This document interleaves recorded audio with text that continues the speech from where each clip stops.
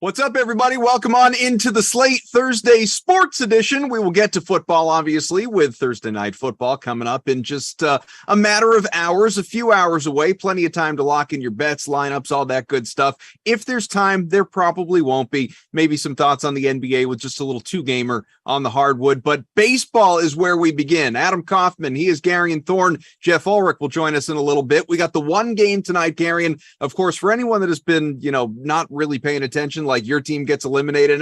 Hell with it. Season's over. Not the case. Not the case. League Championship Series. You got the AL. That's the game tonight. Game 2 between the Yankees and Astros. Tomorrow, game 3, the Padres and Phillies. Let's talk about what we have in front of us, though. What do we think tonight?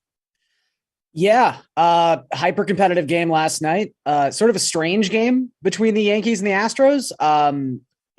Obviously a lot of solo home runs from Houston, from guys you wouldn't necessarily expect that type of power or production from. If you're the Yankees, going into game 1 at an obvious disadvantage in the starting pitching matchup, Taillon versus Verlander, but you hold Jose Altuve, Alex Bregman, Yordan Alvarez, and Kyle Tucker to a combined 0 for 12, and you're basically beaten by Chas McCormick. Like, that one really hurts, I think, if you're the Yankees. And, at a sizable disadvantage again tonight, at least according to the money line.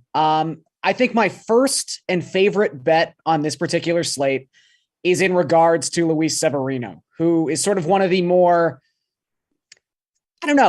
not quite appreciated, underappreciated pitchers I think we currently have in the league. I guess part of that is he only threw 102 innings this season due to injury, but he's healthy now. And the thing about Luis Severino is he's one of the best strikeout artists in the American League.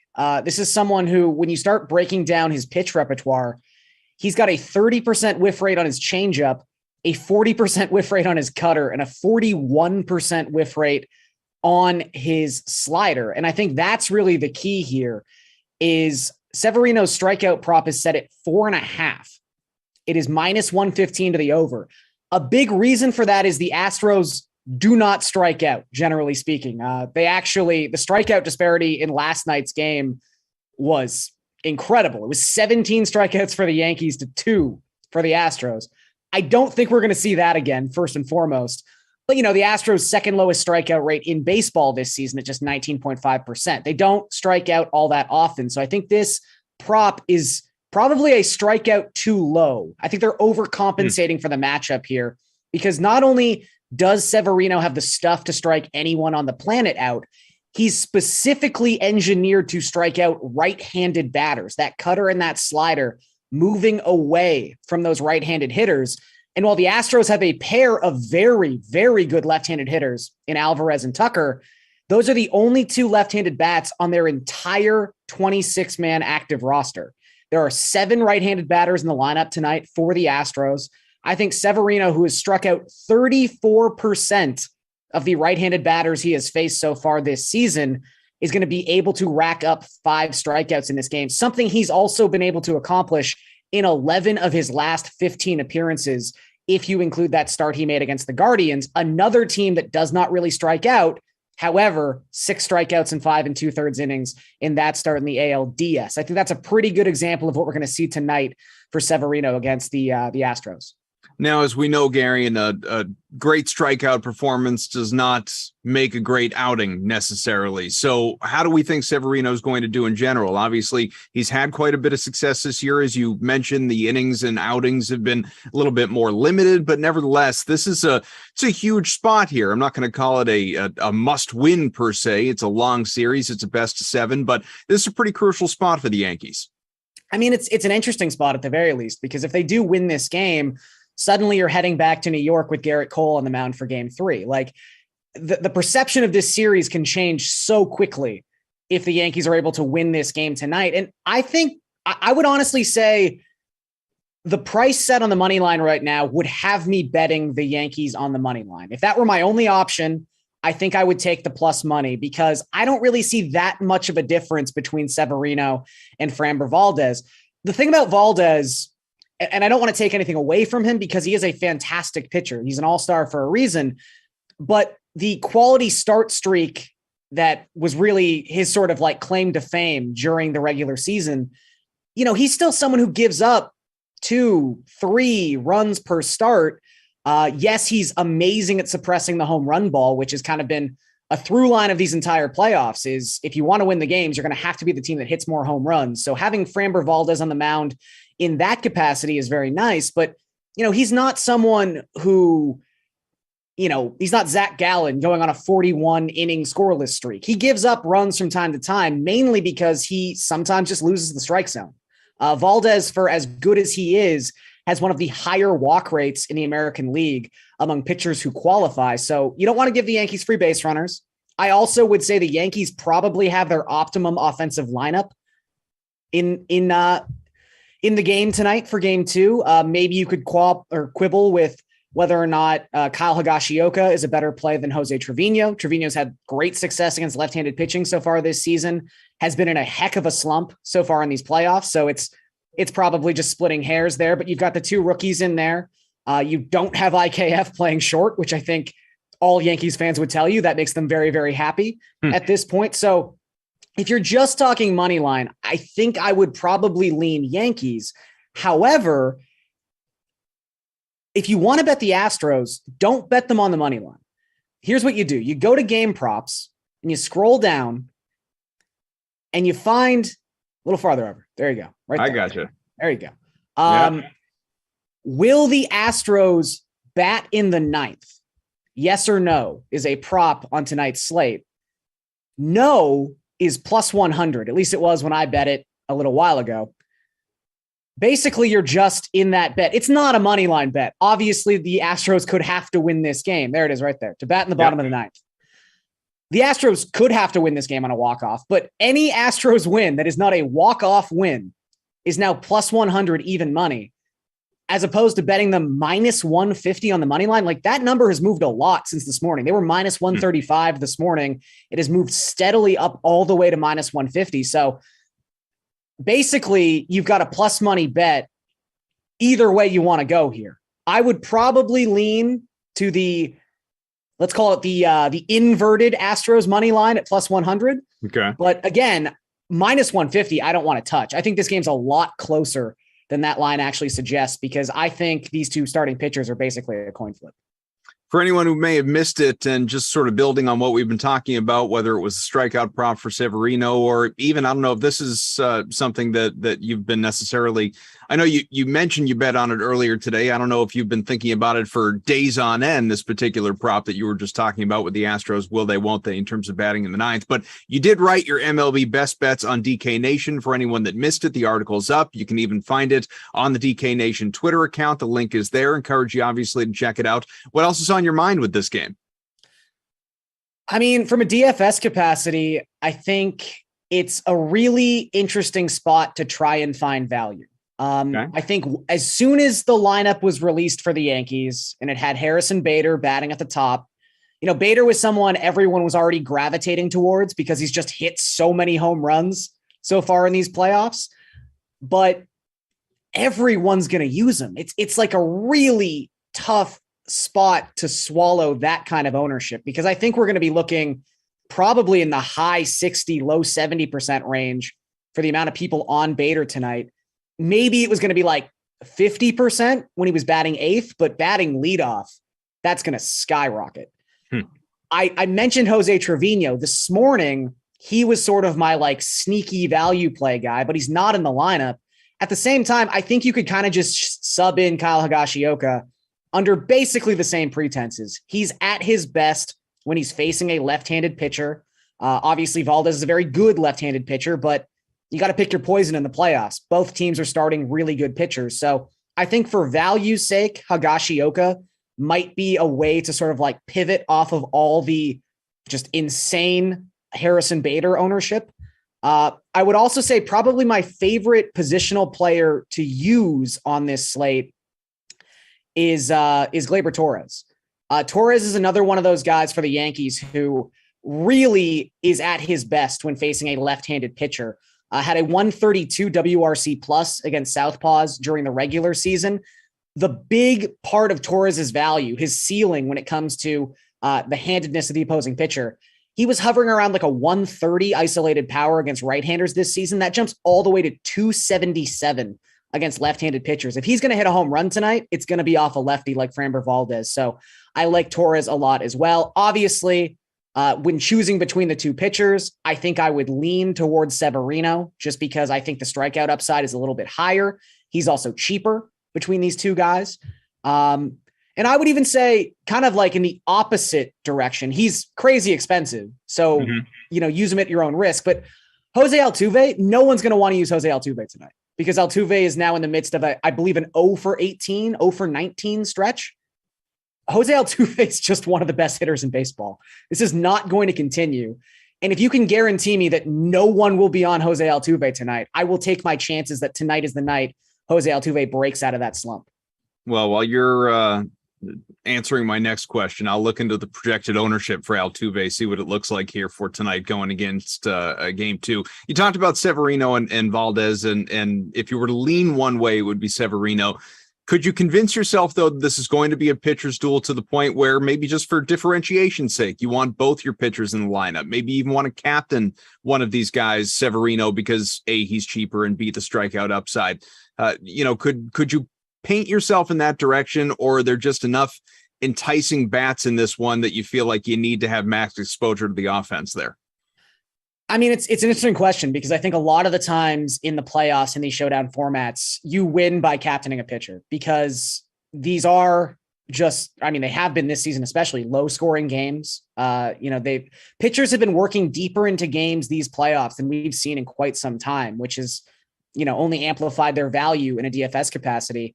I think the thing that scares me a little bit with Valdez, again, doesn't quite have the crazy strikeout upside that a Severino has. And he's also someone, I don't want to say he had a bad start against the Yankees. The one time he faced them this season, he gave up 3 earned runs over 6 innings. That's a perfectly fine start. But the Yankees are just so good against left-handed pitching. They have a 119 WRC plus against southpaws so far this season. They do have some strikeout prone bats in their lineup. The fact that they are starting 2 rookies in the 8 and 9 spot, those, I don't want to say they're easy strikeouts, but obviously the younger bats, maybe a little bit easier to strike out than, your Josh Donaldsons, your Giancarlo Stantons. So yes, Valdez is obviously viable on this slate. I would actually be shocked if he doesn't pitch 6 innings. That's just kind of what he does. I think it was minus 115 when I checked this morning. His outs recorded prop is at 15.5, minus 115 to the over. Pretty much blindly betting Framber Valdez outs recorded overs has been one of the most profitable bets you could make in baseball this season. So I also don't have a problem with that. I think he maybe gets a little extra leash just because the Astros won game 1. They maybe don't have to manage like we've seen Aaron Judge already start managing this game. Moving Bader up, putting both rookies in. Like it seems like he's starting to try to pull some levers. You start feeling that pressure a little bit as soon as you're down 1 game. Dusty Baker might be a little bit more relaxed in this one, and maybe we'll let Valdez, even if he struggles a little bit early, stay in there and try to get his outs, try to get his innings, not burn his bullpen unnecessarily. So I do like taking and it's been bet up. As you can see now, it's minus 135, but was minus 115 this morning. So a lot of people seem to like that one too. So I'm checking out the projections and optimal lineups and all of that. And Valdez is not only in the optimal lineup, he is captained in the optimal lineup, and what is an Astros heavy lineup. So just something to think about with the fact, obviously, that Houston is favored to win this game or projected to win this game on the DraftKings Sportsbook. So you could, take that for what it is. The ownership projections, I think, are really interesting and speak to some of what you were talking about. So both these pitchers, Valdez and Severino, are, again, we'll see if anything changes in the next, little bit before this game begins. But at the moment, they are both projected to be owned right about 60% of lineups in totality. And so that has each of them right around 20% or 27% in the captain spot. And then obviously the rest in that utility spot, but a total of about 60% ownership for these two guys. And then, after that, it just speaks to captain ownership. After them, the next best is Yordan Alvarez at about 7.5%. So it's really heavy on the pitchers tonight. Well, it's just locked in points, right? Like that's the difference between MLB Showdown and NFL Showdown. Not that you're guaranteed points with anyone I tell you to play in Showdown tonight. as I was saying before the show, I wrote up a guy who has been cut. So, maybe I'm not the best at this. However, just the locked in guaranteed points, the floor that a pitcher provides you when you're trying to double those points or go up, 150% those points in the captain spot.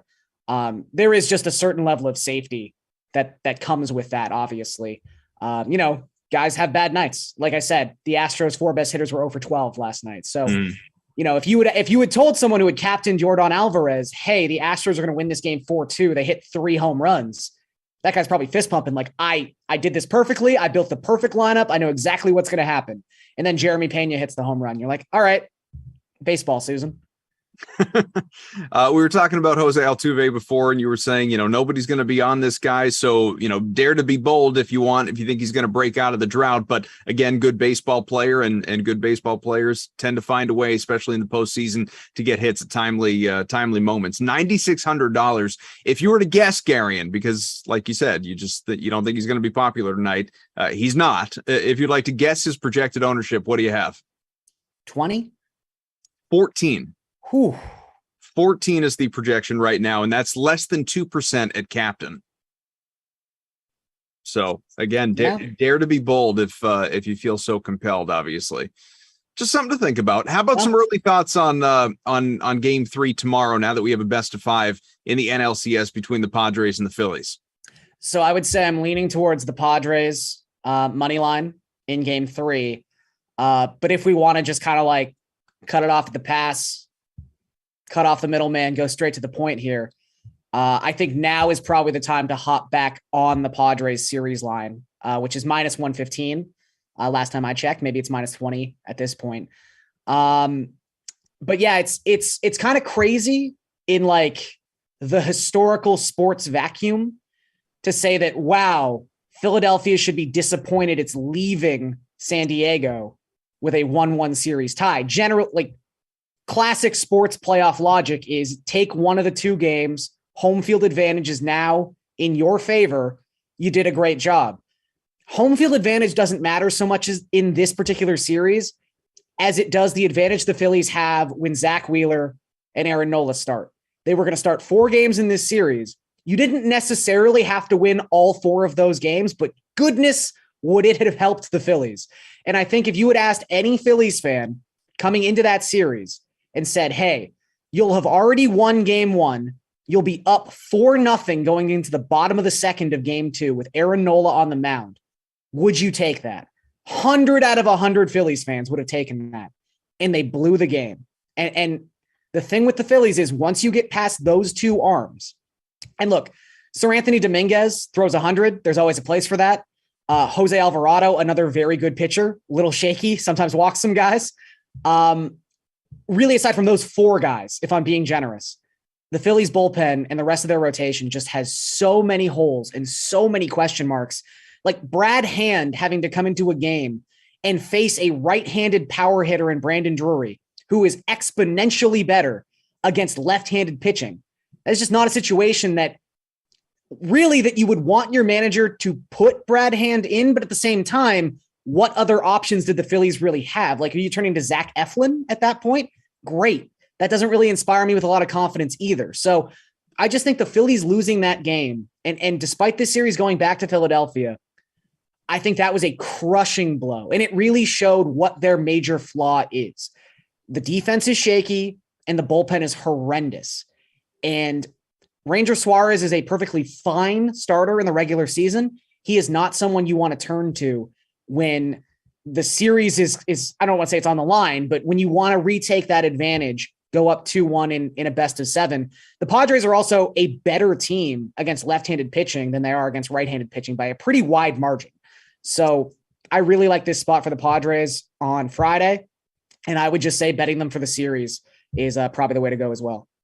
Do you like this? Is this series compelling to you? Like, obviously in the AL, we have the Yankees and the Astros, and many people would have, most would have expected the Yankees and Astros. Whereas here, there's no Dodgers, there's no Braves, there's no Mets. It's these 2 teams. Neither one even won 90 games during the regular season. And here they are fighting for a chance to go to the World Series.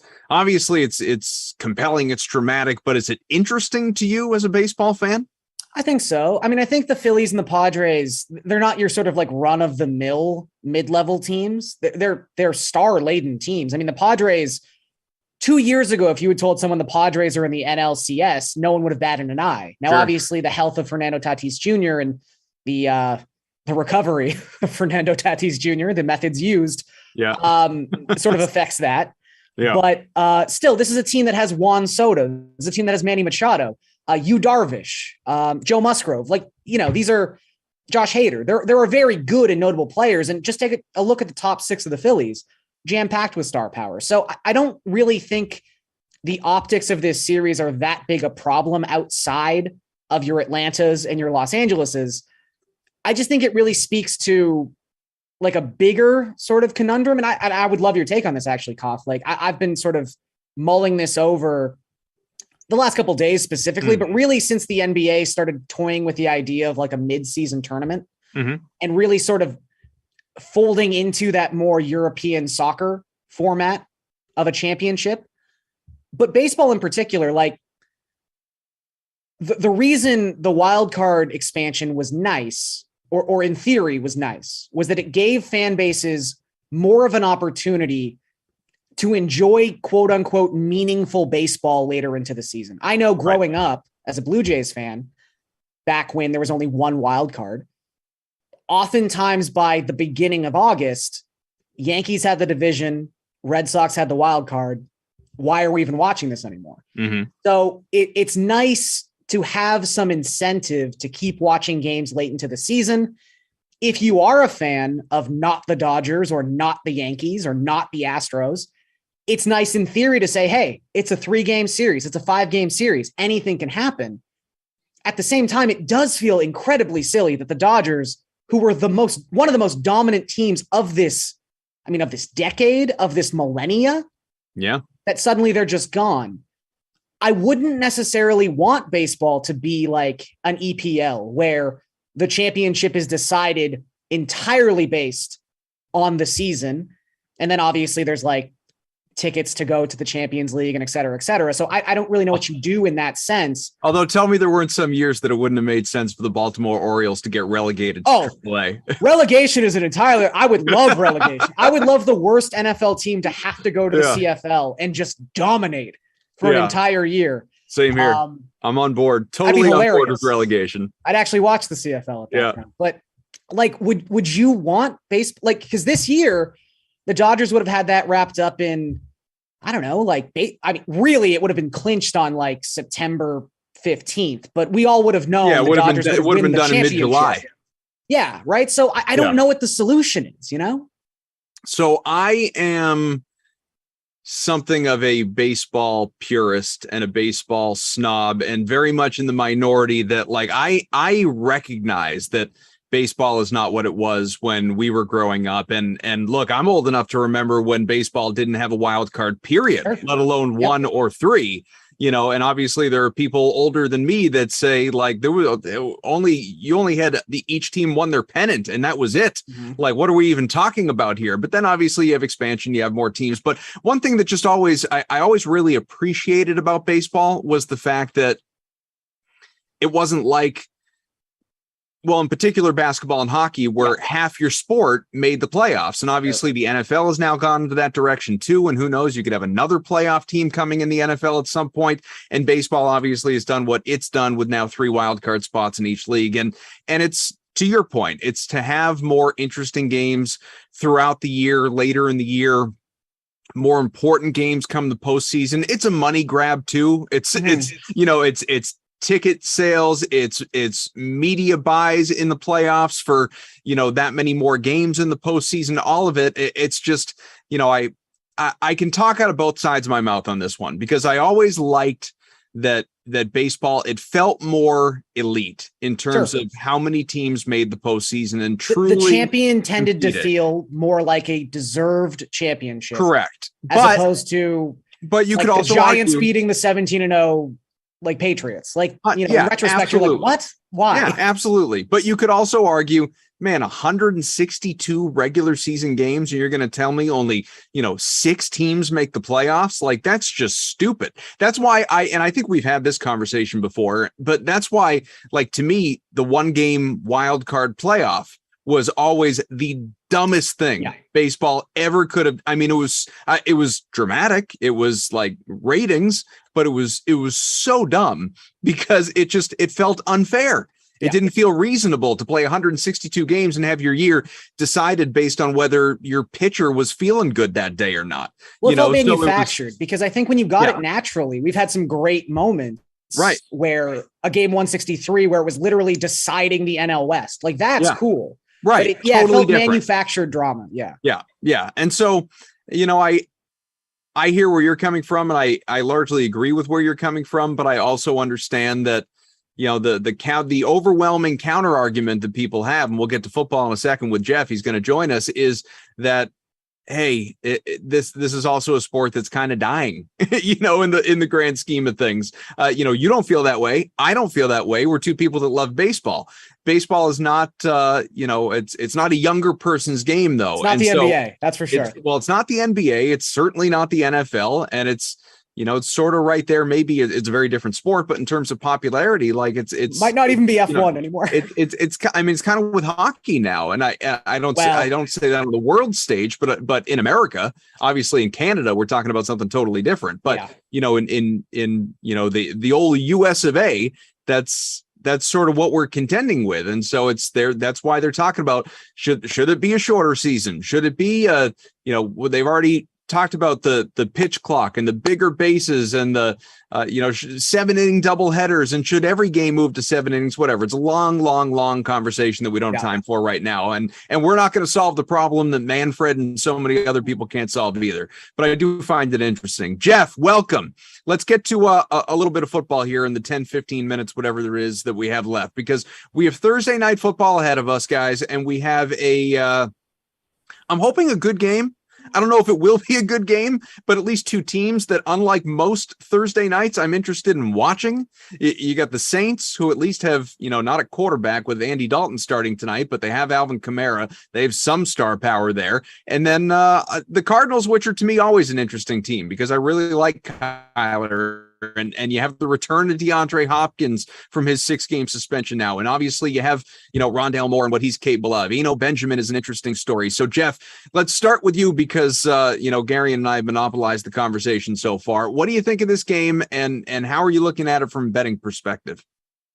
I think this game is interesting from a fantasy standpoint, just because of some of the names that we have going, and just with the news, the injuries and stuff like that.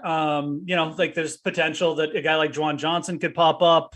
Mm-hmm. You've got DeAndre Hopkins coming back on the other side, could potentially just get a big workload right off the bat. But I don't think either of these teams are great right now. I mean, they got major deficiencies.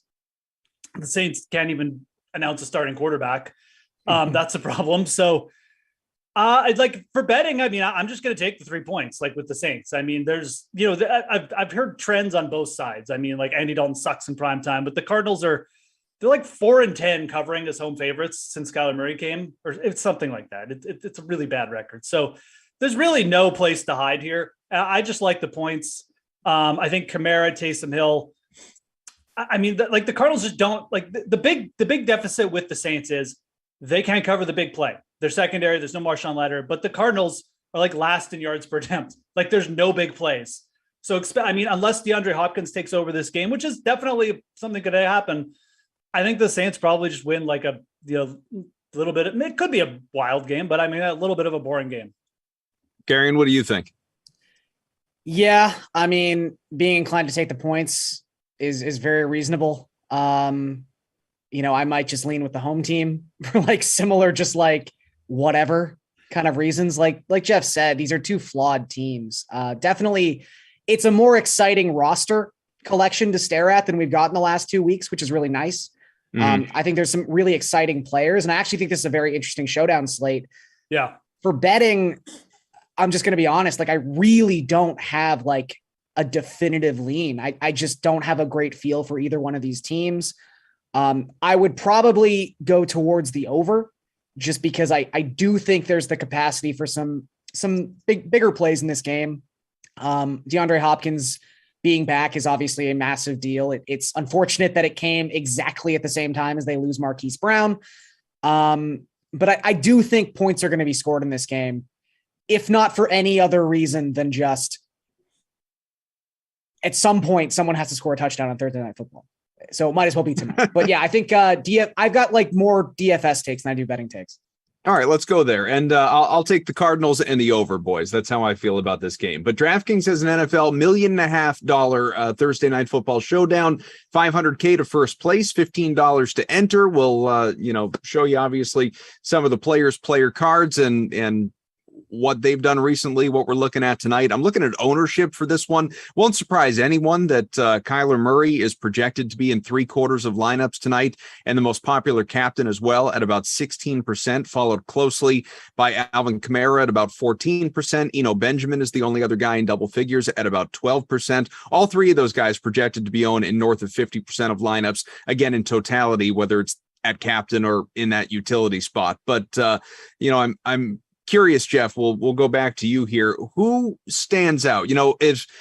Could you make the argument to fade one of those three guys? Do you want to make sure you're rostering all three of those guys and therefore maybe getting a little bit cheaper in the captain spot? What's your approach here?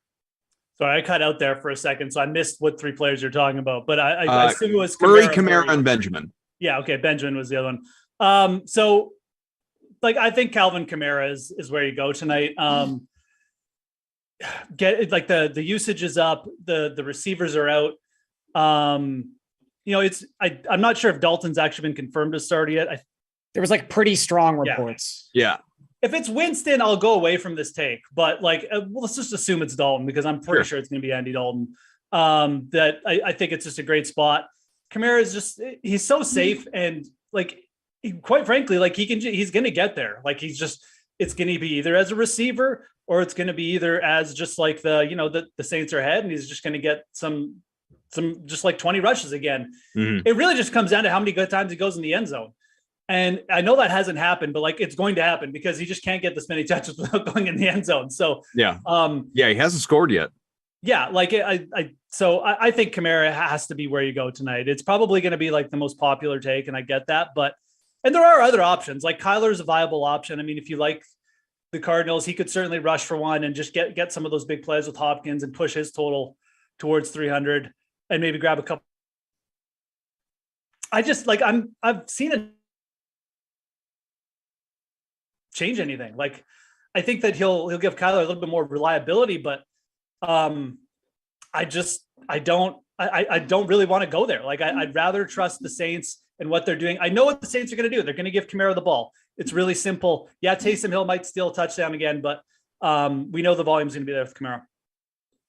Jeff alluded to this, but just to really even be that much more specific about it, it's the receiving game, especially in the PPR format, obviously, that should just you don't have to captain Kamara, but that just makes him feel like such a must roster. Yes, he's capable of 6 receptions or more. He's had 6 each of his last 2 games, but the targets 9, 6, 7, 4. He's going at Andy Dalton in particular. Andy Dalton, that much more so versus Jameis Winston, is going to lean on Kamara with short passes out of the backfield. Garion. Yeah, I mean, some of that is the correlation between Michael Thomas's availability was with Jameis and sort of Jameis and Thomas have been out simultaneously. So that's kind of affected the target dynamics of that offense. But really, that's the thing with Kamara. And I would say too, Chris Olave is one of my favorite captain plays tonight, just because the volume has been so locked in. He's basically, when he's been active, has been guaranteed a 25% target share and something hovering between a 37 to a 45% air yard share. So those are just numbers you love to see. He's clearly the number 1 wide receiver for the Saints tonight, and yet he's not priced like you would ever see a number 1 wide receiver priced on a showdown slate. So I just think there's maybe even a $2,000 disparity between what his price point is and what it should be on a slate like this. So I gravitate towards that. And as Jeff said, I think Kyler Murray, the case for Murray is pretty easy, I think. And it's one, these archetypes of quarterbacks, the dual threat quarterbacks, are the bread and butter of Showdown. Like their ceiling is so ridiculously high. It really draws you to putting them into a captain spot, regardless of price. And I would say too, like, I think we can all agree Kyler Murray has been underwhelming to say the least so far in 2022. And yet by DraftKings scoring, he is QB6 and he's averaging over 20 DraftKings points per game because that's what his floor is. Even when he's bad, even when you leave a game going, ugh, that was a terrible Kyler game, he scores 20 points because that's what he does. So at some point, it's like so hard for Murray to not score 20 points. It's like almost impossible. It's nearly impossible. Like they only scored 9 points and he finished that game with 19.9 DraftKings points last weekend. I mean, he's the kind of guy who we got so used to seeing his ceiling so often in September and October that maybe it feels, maybe we're like even lower on him than we would normally be just because we're so used to the ceiling hitting at this time of year. I don't know really what it is. It might just be like sort of we're over the Cardinals and over Cliff Kingsbury at this point, which I totally understand and endorse. But with Murray right now, he's got a career low touchdown passing rate. And yet he's still dropped back the most of any quarterback in the NFC. So when you're talking about someone who has the capacity to average like 0.6 DraftKings points per dropping back over 40 times per game, at some point, if he just throws 2 touchdowns, like he's going to score 30 DraftKings points. So with Marshawn Lattimore not playing, I think I'm just sort of inclined to think that this is going to be the game Murray pops. And maybe that's not a sign of things to come, but at some point he's going to hit a ceiling. And I just don't want to be the guy who misses it. So Jeff, Kyler Murray is, Kyler Murray. I think he's going to be in the vast majority of lineups, and I will be floored if he is not in the winning lineup tonight. But after that, even if we put Benjamin and Kamara out of the conversation as well, because I think they're going to be, again, incredibly popular and wouldn't surprise me at all if they're both in the winning lineup. Maybe one of them gets edged out. We'll see. But then you have Dalton, who I think is a strong fade candidate, obviously. But Dalton, Hopkins, Moore, Ertz, Olave, all of these guys are projected for roughly 12 to 14 points. So how are you deciding who you really want versus who you're putting on the side because you just think other guys are going to be better? I mean, Zach Ertz is a pretty easy fade for me. He can't break 50 yards on like 6-8 targets a game. There's just nothing on offer with Zach Ertz. And then with Hopkins back, he's been targeted 10 times in 4 of his 5 games. Well, again, Kyler leads NFC quarterbacks and dropbacks. Like volume has not been an issue for any of the skill position players in this offense. Yeah. And the thing with Ertz is like the volume is going to go down because of Hopkins, and like there's nothing that's going to save you. It's either volume or nothing with Ertz. So I think he's an easy fade for me tonight. I would much rather go to Moore at 8,700.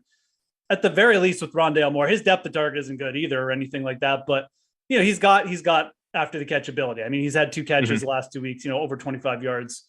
There's upside there. There's the potential where he breaks the slate with like a 40-yard catch touchdown or something. Sure. So, Rondale Moore, certainly, I think the price is good. Obviously, Olave is like, as Gary mentioned, I mean, he's a really good captain target. I completely agree with everything that was said there. I mean, I'd rather captain him than DeAndre Hopkins tonight. So that's kind of where I'm at in that range. I don't think Mark Ingram's a very good target either. Doesn't get used in the pass game, really. Like Arizona's rush defense is okay. It's good, but I don't think that on the road, like Ingram taking, like the Saints taking over this game with like a combo of Kamara and Ingram is realistic on the ground. I think if it's going to be like one, it's just going to be Kamara just dicing them through the air and on the ground.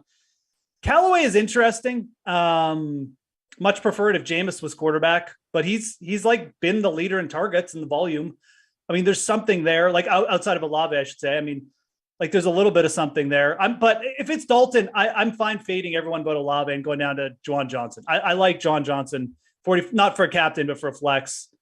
Arizona is not good at covering the middle of the field this year. They're blitzing a lot. I think that's really part of their problem. It's a big target for Dalton. I wouldn't be shocked if Johnson scores tonight. So Gary, and who's your fade then?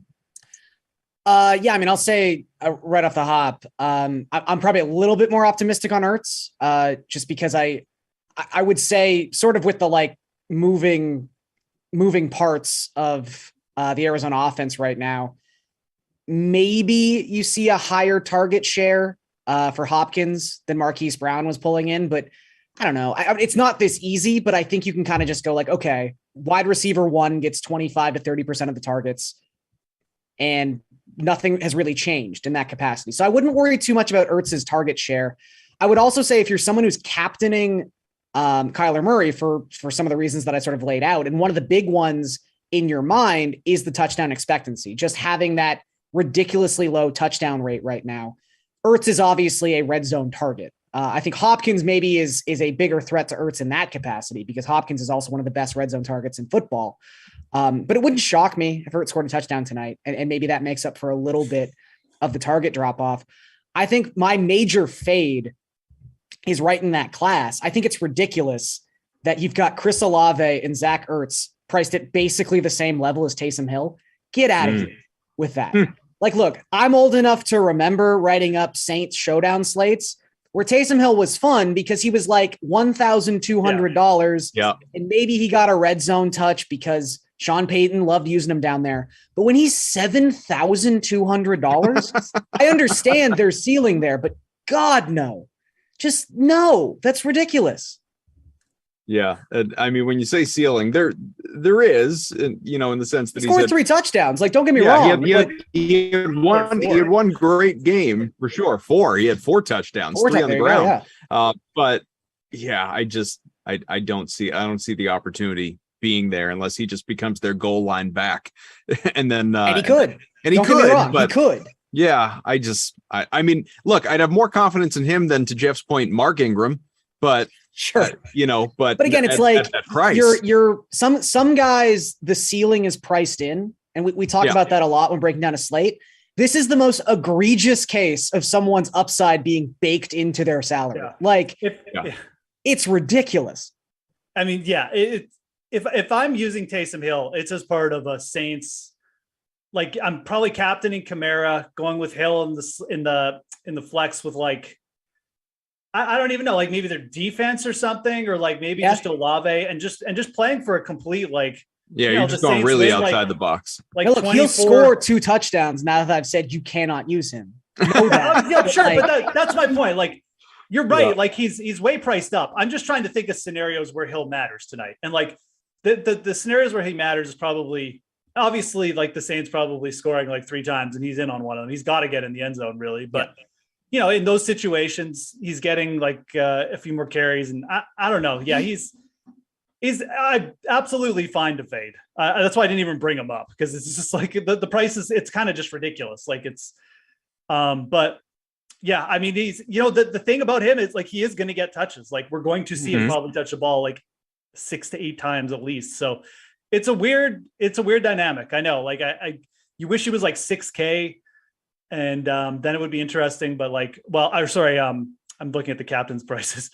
Like, well, I was below 6K. Would be better. But yeah, anyways, I don't know. It's, you have 10 lineups, use Taysom Hill once, it's probably more than enough. Yeah. Well, I think it's important too. Like, those guaranteed touches are all coming as a like quarterback, running back hybrid type. Like, he's not being utilized in the passing game like we thought he might be this season. No, right. He's not catching passes. As a tight end. Right. Yeah. He's a complete, like, it's just big play or not. Like, it's either going to happen. Yeah. He's going to like do some flea flicker throw for a 30-yard touchdown or run for like a 20-yard touchdown, or it's just like, he's going to get like 5 points. Like, he even has, I believe he has a game this season where he scored a touchdown and still only had 8.1 DraftKings points. Like, he's really just, I mean, one of the more confusing DFS assets we have right now. His best path to relevancy might be like Andy Dalton getting hurt, or Andy Dalton, the fact that he's injured. I mean, honestly, like, even then I would think Winston comes in. Yeah. So before we go, with a minute or 2 left, and then we'll get out of here with no Sims tonight. But Juwan Johnson, you guys mentioned him. I think he's going to be a really popular cheap play, fill out a lot of lineups. But from there, you know, if you're looking for, all right, if I'm paying up for all these guys, where am I getting my value? you kind of go dumpster diving in this thing. Again, Johnson's at 3K in the flex. After that, Keontae Ingram, the other Ingram, he is really intriguing, obviously, at $400. From there, you guys tell me, Garion. I mean, is there someone that jumps out at you that you're truly intrigued by? Well, I've already told my Keith Kirkwood story today. Yeah. And look, he would have been a good one if you were still on the roster. But look, I think there's always like different types of value plays and it suits your needs, right? In a showdown sense. Like I think Ingram is a perfectly fine piece to use if you are completely going stars and scrubs, which is fine because I do think there's a way to do that on this slate with Olave as your captain at a very reasonable price where you can then stick like 3 more of the elite guys in there, like then maybe like a Callaway or a Johnson, and then you stick Ingram in there to bring it home. So he's fine in that capacity. I wouldn't be looking for him to score like 7 or 8 DraftKings points, but 5x values on the table given his price point. But I think it is that like secondary tier of Saints receiver. I think that Johnson's great because of his price point. I do think Callaway, the dynamics change with Olave back, but he led the team in targets and snaps last week. Like he's going to be involved in this game and he's less than 5K. And he's also proven that he's a big play threat. So he could certainly do something that changes the dynamic of this game and this contest pretty drastically. Jeff? Yeah, I already mentioned Callaway. Kind of feel the same way. Like not a must play, but definitely someone I feel pretty good about mixing in at under 5K because of the price is okay. Like AJ Green at 2,600. He's going to play. Like he's going to be on the field. I mean, Marquise Brown is out, and I just wonder if Hopkins is just going to open up an opportunity for AJ Green to potentially just, be a little bit more efficient. He's obviously done, but he's just so cheap that I think if you're playing for, if you're using Kyler and the captains, I mean, AJ Green is probably fine to dip down here as well. You mentioned like a lot of people are going to be on Johnson. It's probably, not a bad pivot play. But like really there's so many, I didn't realize the Saints had so many, like Kirkwood's still out there. I mean, like, Kevin White. He got cut. That was Gary's guy. That's my thing. I really liked Kirkwood. Then he got cut. Did he get cut today? Yeah, he got cut like an hour ago. So I mean, like it's not a big deal. I mean, he was already questionable, so that's probably why he got cut. And Kevin White. I guess we can talk about Kevin White. Yeah, he's active. Target. That was the corresponding move to him being cut. Close your ears, Bears fans. Like I didn't even know this guy was still in the league. I thought he was like washing cars or something. Like, so Kevin White is. Are you diminishing the car washers of the world? What was that? Fine. Perfectly fine occupation. I'm just saying I didn't know what he was doing. He's 200. So I mean, like everyone down here is just complete, shot in the dark. I like the Ingram. I do like the Ingram play. I mean, he'll probably get mixed in. He's cheap and he, as Gary said, just lets you get to a lot of places. But I mean, there's just so many question marks around who's going to get usage. And then you've got Andy Dalton throwing the ball. Like I'm bringing up Kevin White, but it's more of a joke. Like, I mean, I think Ingram is like really probably the only playable guy down here. All right. Good stuff. I think we're about out of time. This was fun though. And I successfully have almost no idea how I'm going to build my lineups tonight other than a couple of core guys that I want in there. And then, but that truly, like, that is what makes this such an interesting game for me tonight. And you guys, both said the same thing and hopefully Amazon's gonna have a good product tonight. And we'll have a good game and a compelling game and one that is close to that 2.5 Taylor Swift album release or something going on. So, everyone's having fun. Yeah, everybody says she performing at halftime or something. I don't. It's even like know. A commercial in the third quarter. I don't know. I'm sure we'll read all about it. Al Michaels will tell us all about it, but I do without a doubt, and I will be sitting here watching on my phone when I and old can't figure out how to put it on my TV or something like that. But I'm eager to see just what direction this thing goes in, because truly you could go in a lot of different directions in building out this DFS lineup and chasing that cash tonight. And if you're not into football, you got postseason baseball or a very short NBA slate with a couple of games on the docket before an 11 gamer tomorrow, which of course will be a topic on the slate, on the sweat in the morning, and throughout the day and night across our social channels as well. So we invite you to follow along. Eamon, our producer, AC, our technical director, Garion, Jeff, I'm Adam. Thanks for being with us. Enjoy the night. Happy betting. We'll talk to you again soon. See you, fellas.